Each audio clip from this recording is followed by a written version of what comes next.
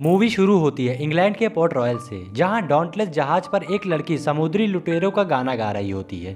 तभी वहां गिब्स आकर उसे गाना गाने से रोकता है।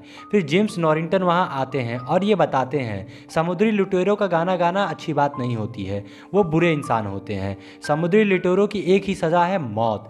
फिर हम देखते हैं गवर्नर व्यर्थ बाई स्वान अपनी बेटी एलिजाबेथ से कहते हैं तुम्हें इनकी बातों पर ध्यान देने की ज़रूरत नहीं है। फिर आगे एलिजाबेथ स्वैन को एक लड़का समुद्र में डूबता दिखाई देता है। वो चिल्लाकर सबको बताती है।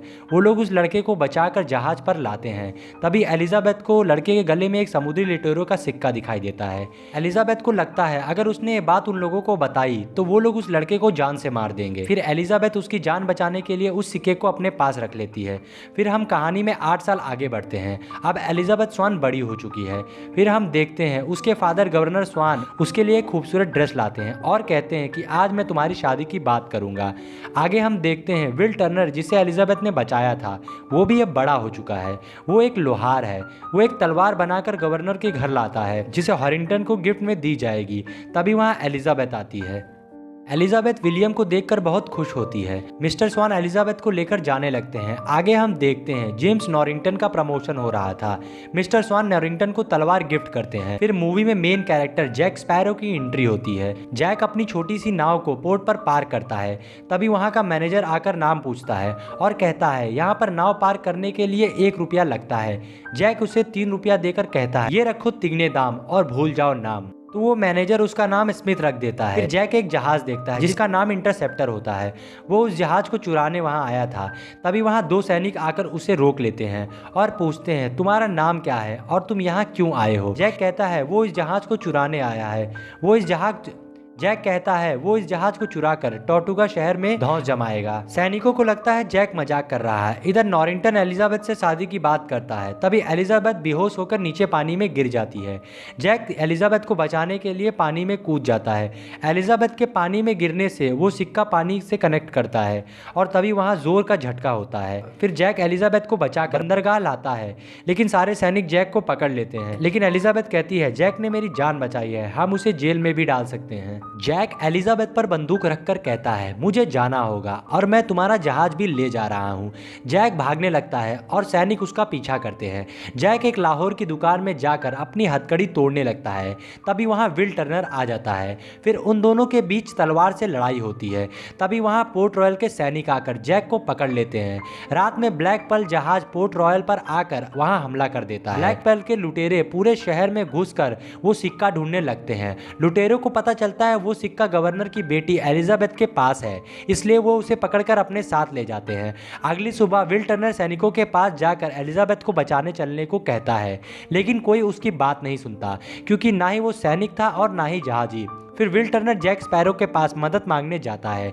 जैक उससे कहता है मैं तुम्हारी मदद क्यों करूं। लेकिन जब जैक को पता चलता है विलियम बूटस्ट्रैप का बेटा है तो वो उसकी मदद करने के लिए तैयार हो जाता है। फिर जैक और विलियम डॉन्टलेस जहाज चुरा लेते हैं। फिर जैक चालाकी से सारे सैनिकों को डॉन्टलेस जहाज पर बुलाकर खुद इंटरसेप्टर जहाज लेकर विलियम के साथ निकल जाता है। वहां से जैक और विलियम टोटुगा पहुंचते हैं। टोटुगा एक टापू है। वहां जाकर जैक अपने पुराने साथी गिब्स से मिलता है और उसे बताता है मेरे पास एक योजना है जिससे हम बहुत अमीर हो जाएंगे और ब्लैक पर्ल जहाज भी हमें मिल जाएगा।